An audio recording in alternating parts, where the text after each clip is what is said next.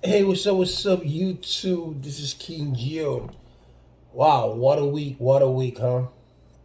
Only in America. Only in America. And with that said, if you have not subscribed to my channel, go ahead and please do so. Hit that subscription button, that bell that you see right there, hit that, and that'll notify you when I, King Geo, upload a video. Now, yesterday, the authorities in Michigan arrested James and Jennifer Crumbley for manslaughter for what their son did in Michigan, where he shot and killed those four students. They're saying that they bought the gun November 26th, and they gave it to him as an early Christmas present. And the defense attorney is saying that the gun was locked and that he didn't have access. Well, that's contradicting, because if he didn't have access, how did he get the gun? And if he didn't have the code, how did he get the gun? Um, and my condolences go out to those four families. And my condolences go to every family member who has had to go through this tragedy. Every year, somehow, somewhere in the United States, we find there's a school shooting. Um, and you look at other countries, and you don't see this happening. And it makes you wonder why. Here we have the Second Amendment, right? Which I believe that people have taken the Second Amendment to another whole new level, which for what they're talking about, freedom to bear arms. It's not what it was meant to be. What it is now. That's not what the Second Amendment was written hundreds of years ago. Anyone who studied law can tell you that. But anyway, I digress. Um, so besides that, um, I find it fascinating that in this country, like I said before, every year there's two, three, four school shootings, and you go to other countries and you don't see this as much, right?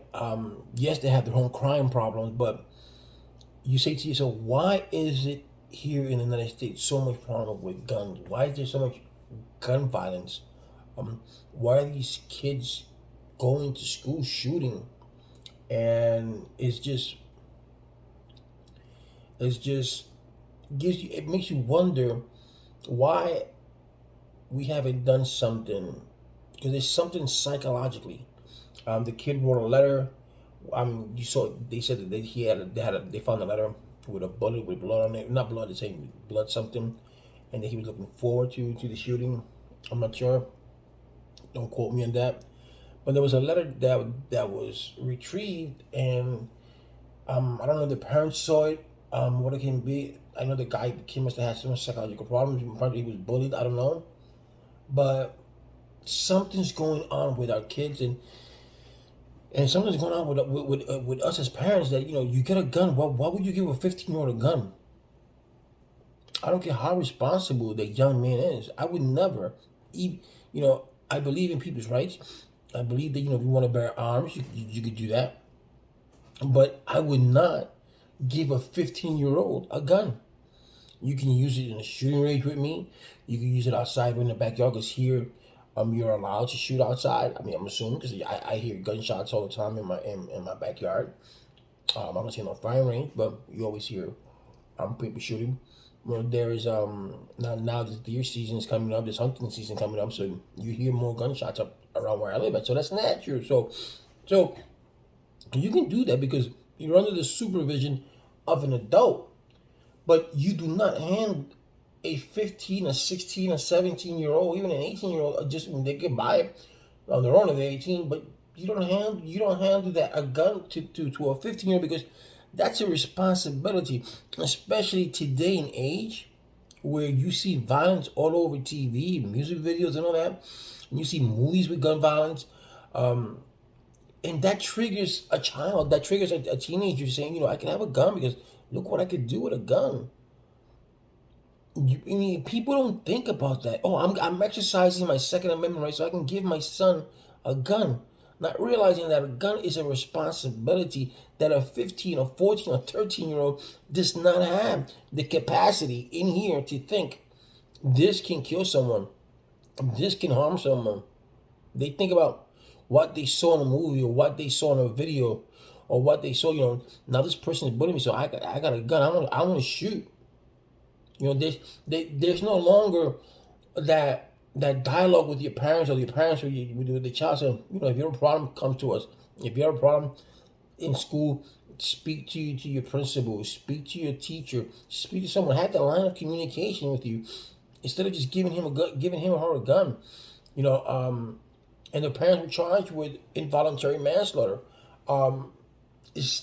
Should they be responsible for the actions of their child? To an extent, yes, because they handed the kid the gun. You cannot say the kid had no access, that the gun was locked if he had the gun. Unless the only explanation is that you gave the code to somebody else and that person gave him the gun. So we have to address these things. And like I said before, you don't see this in other countries. You don't see this in Germany. You don't see this in Italy. You don't see this even in Russia. Well, I don't know about Russia because I don't watch Russian news, but you don't see it. China, and you just don't. They have their own problems, but not the way that we have them. And it's a shame. Gun laws needs to be changed. Adults have to be responsible. If you get a gun, put it in a safe place. Make sure that your child it won't be able to have access to it. These are the things that you do as an adult. These are the things that you do to make sure that that gun is in a safe place. That armor, that it's in a safe place where your child will not get it, where the bullets are not in the same place where the gun is. Those are the things that you have to do. Involuntary manslaughter, I mean, I think it's a harsh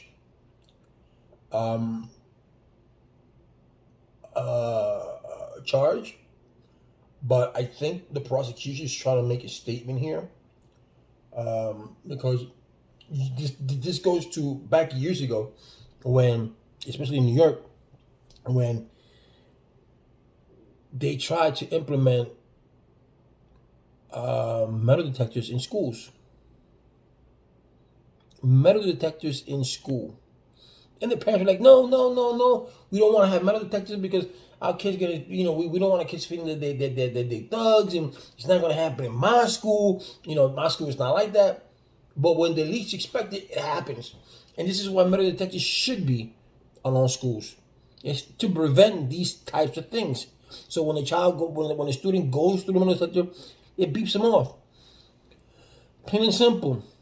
There should be all schools should be closed at all times. After that bell rings, after all the students, it should be closed at all times. The only way you can get inside the school is you have an appointment and you have to check in the front, and this is a metal detector. Plain and simple. This has nothing to do with your child thinking that they are criminal or they're being treated like criminals, because that's the way they thought about it. This has nothing to do with it can happen in my school, but it can happen in your school. And this has nothing to do with your child being a criminal. It's just the safety. I prefer, when I went to Brooklyn, and I know people when they see these videos, like, oh, Brooklyn's different. But when I went to Brooklyn with my kids, the first day of school, they caught a kid with a gun. And why? Because the metal detector was there. Look at this school. You would think that it wouldn't happen there, or look at these shootings that happened over the years. You would think it would not happen, and it does. And this goes back: why are white kids doing this? Most of these shootings are white, but you don't see Candace Owens says white on white crime does not exist, right? It's always black on black crime because that's her agenda. I didn't mean to bring that woman up, but I just thought about it right now. Most of these crimes, or not most of them, all are white kids doing the shooting to whoever it is. So why is this happening? I believe it's because of the lack of communication they have at school, with their teachers, with their parents. They feel so tight that You can see this kid if he was given a gun at the age of 15, that means his father never sat down with him and spoke with him. His father never sat down and said, you know what, yeah, young man, whatever you, I don't know what his name is, Timothy, I'm not sure. We don't take, we don't give out violence. When something happens to us, we talk about it. If you're being bullied at school, talk to me, talk to your mom, or just talk. Let's have an open dialogue, and that doesn't happen.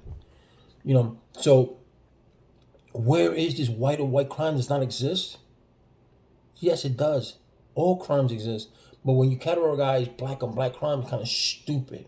When you see Candace Owens and you see Shapiro saying this, and you see other people, Tucker Carlson saying it, it's just stupid, and people fall for that bullshit. Crime is crime. It doesn't matter. But white on white crime does not exist.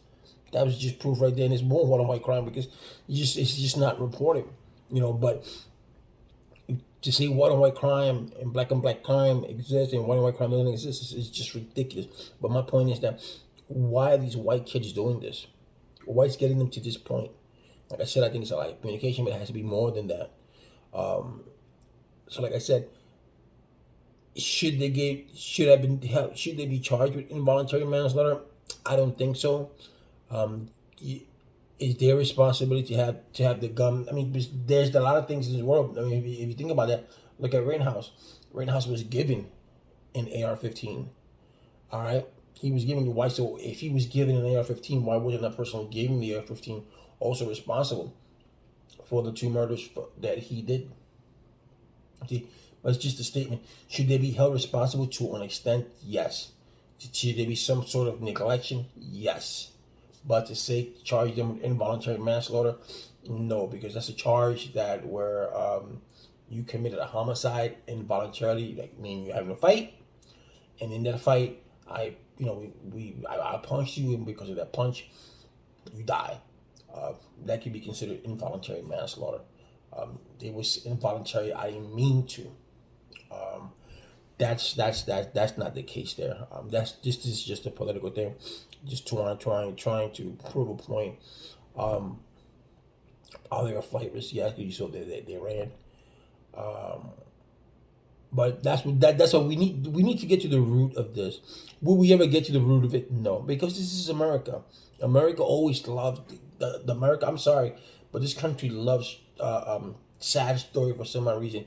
It's what keeps this country on its pinnacle. Every 4 years, we talk about every 4 years. I'm talking about every 4 years that we choose a president. We talk about immigration. We talk about health. We talk about jobs, and we talk about race. Right? Immigration could have been done. We could have reformed immigration 20, 30 years ago. But why don't they do it on gun law? Why don't they do it? Because it gives them a topic to talk about every 4 years. So every 4 years, you're going to hear, whether it's from a Republican or a Democrat, but you're going to hear more from a Republican. Every 4 years, you're going to hear, oh, we're going to build a wall, or we're going to make immigration harder. I mean, we're going to make it harder for illegals to come into this country. You're going to hear that from a Republican. That's every 4 years. There's no question about that. So this could have been done with years ago, but they don't do it because it brings them, rallies. It brings people up. And, we don't want immigration, because if you take care of immigration, what you have? And then, hell, why do they have universal health care? Because it gives them something to do every 4 years. If you see other countries, big pharma doesn't have a control on them like they do here in the United States. Some senators, if not most, has a small percentage in some bio company. Okay, if you look it up, the same way that they talk about that Donald Trump didn't pay his federal taxes, and Jeff Bezos didn't pay federal taxes, and Elon Musk didn't pay federal taxes, and all these big corporations didn't pay federal taxes. So if both Democrats and the Republicans know that there's a loophole into the system, especially the Democrats, if they know that there's a loophole in it, why don't they close that loophole and say, no more will this ever happen again? You're going to pay your fair share, just as every American does. All right, but they don't do it for the simple reason because they themselves hold an action in some form, where from some shape, way, or form. They hold a piece of that company. So if that company is not profitable, then they're not profitable.